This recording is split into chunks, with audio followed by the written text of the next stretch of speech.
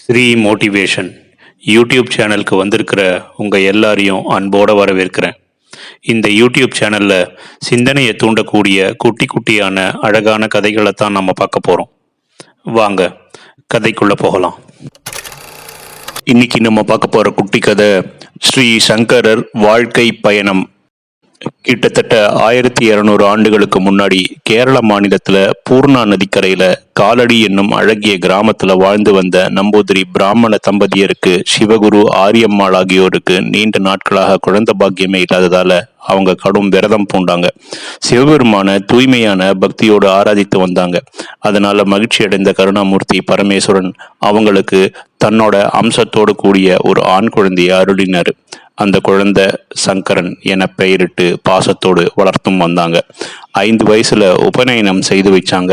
அதன் பின்னாடி ஸ்ரீ சங்கரின் அபார சக்தியை வெளிப்படுத்த துவங்கிச்சு. ஒரு நாள் தாம் பிக்ஷை கேட்ட ஒரு வீட்டுல வறுமை தாண்டவமாடிய போதிலும் அந்த வீட்டு பெண்மணி தன்னிடம் பிக்ஷை கேட்டு வந்த பிரம்மச்சாரிய ஏமாற்ற மனசு இல்லாம வீடு முழுவதும் தேடி உலர்ந்த ஒரு நெல்லிக்கனியை கண்டெடுத்து அவங்களுக்கு பிக்ஷையா அளித்தாங்க. அந்த ஏழ்மை நிலையிலும் அவங்களுடைய உயர்ந்த மனப்பாங்கு ஸ்ரீ சங்கரின் இதயத்தை பெரிதும் தொட்டது. அந்த கணத்திலேயே அவர் ஸ்ரீ மகாலட்சுமியை வேண்டிக் கொள்ள அந்த பெண்மணியின் வீட்டுல தங்க நெல்லிக்கனிகள் மழை பொழிந்தன. ஒரு முறை தம் தாயார் ஆரியம்மாளின் பூர்ணா நதிக்கரையில தினப்படி நீராடி சென்று வருவதற்கு அவரது உடல்நிலை ஒத்துழைக்காததால கண்ட ஸ்ரீ சங்கரர் கங்காதேவியை பிரார்த்திக்க பூர்ணா நதியே தன்னுடைய ஓட்டத்தை ஸ்ரீ சங்கரன் இல்லத்துக்கு பின்னாடி இருக்குமாறு மாற்றிக்கொண்டு வந்த அதிசயமும் நடந்தது. 8 வயதுக்குள்ளேயே 4 வேதங்களையும் 6 சாஸ்திரங்களையும் கற்று தேர்ந்து விட்ட ஸ்ரீ சங்கரனின் பெருமை எங்குமே பரவத் தொடங்கிச்சு. அப்பிரதேசத்தை ஆண்ட மன்னரே ஸ்ரீ சங்கரரை நேர்ல வந்து தரிசிக்கவும் வந்தார். தம் பிறவியின் நோக்கம் நிறைவேறும் பொருட்டு தம் தாயாரின் அனுமதியோட துறவரமும் ஏற்று ஸ்ரீ சங்கரர் நர்மத நதிக்கரையில வாழ்ந்து வந்த மகானாகிய ஸ்ரீ கோவிந்த பகவத் பாதரை தம் குருவாக ஏற்று அவருக்கு சேவை புரியவும் தொடங்கினார். தம் குருநாதரின் ஆணையை ஏற்று காசிக்கு சென்று ஸ்ரீ சங்கரர் பல்வேறு மதத்தினரை தம் வாத திறமையால வென்று உலகில் உள்ள அனைத்து உயிர்களும் இறைவனின் அம்சங்களே எனும் அத்வைத மதமே பரம்பொருளை பூர்ணமாக அறிய உதவும் மதம் என்பதை நிலைநாட்டினார். உபனிஷதங்கள், பகவத்கீதை, வியாச முனிவரின் பிரம்மசூத்திரங்கள், விஷ்ணு சகசிரநாமம், பதஞ்சலி முனிவரின் யோக சூத்திரங்கள் போன்ற பெரும் தெய்வீக படைப்புகளை உட்பொருட்களை அனைத்தையுமே எளிதில் புரிந்து கொள்ளும் வகையில விவேக சூடாமணி, ஆத்மபோதம், சதக்லோகி போன்ற பற்பல கிரந்தங்களையும் பக்த மார்க்கத்தையும் விரும்புவோருக்கு உதவும் வகையில பக்தி ரசம் ததும்பும் நூற்றுக்கணக்கான ஸ்லோகங்களையும் ஸ்ரீ சங்கரர் அருளினார். வேதங்களை சார்ந்த பரம்பொருளை அறிவிக்கும் மார்க்கங்களாக அத்வைத்தம், யோகம், சாங்கியம் முதலான ஷட்தர்ஷங்களை எனப்படும் 6 மார்க்கங்களையும் நிர்ணயித்தார்.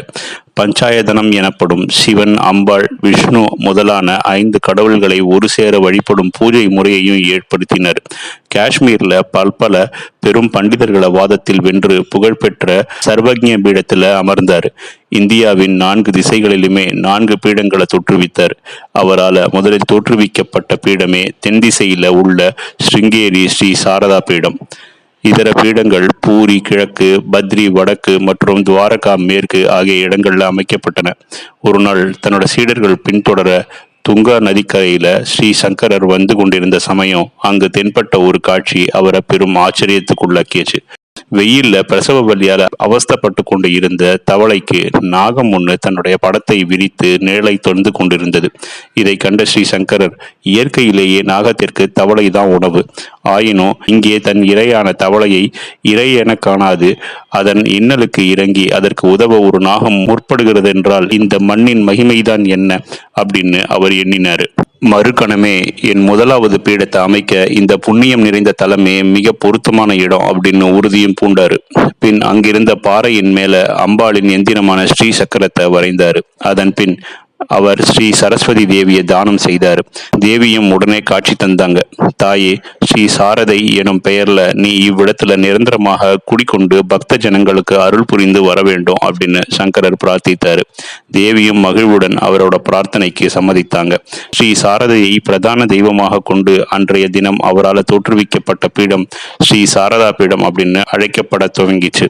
ஸ்ரீ சாரதா பீடத்திற்கு பிரதான வேதமாக யஜுர்வேதத்தை அறிவித்தார்.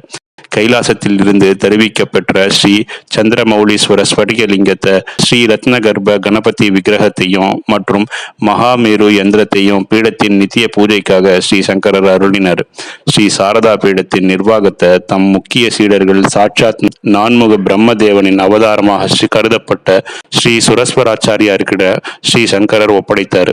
தன்னோட 32 வயதுல இமயமலையில் உள்ள கேதார்நாத் திருத்தலத்தை அடைந்து சிவபெருமானை வழிபட்டு பின் பனிபடர்ந்த மலைகளினூடு சென்று மறைந்தும் போனார். இந்த குட்டி கதை உங்களுக்கு பிடிச்சிருக்கும்னு நினைக்கிறேன். பிடிச்சிருந்தா லைக் பண்ணுங்க, கமெண்ட் பண்ணுங்க, உங்க ஃப்ரெண்ட்ஸுக்கு ஷேர் பண்ணுங்க. நன்றி.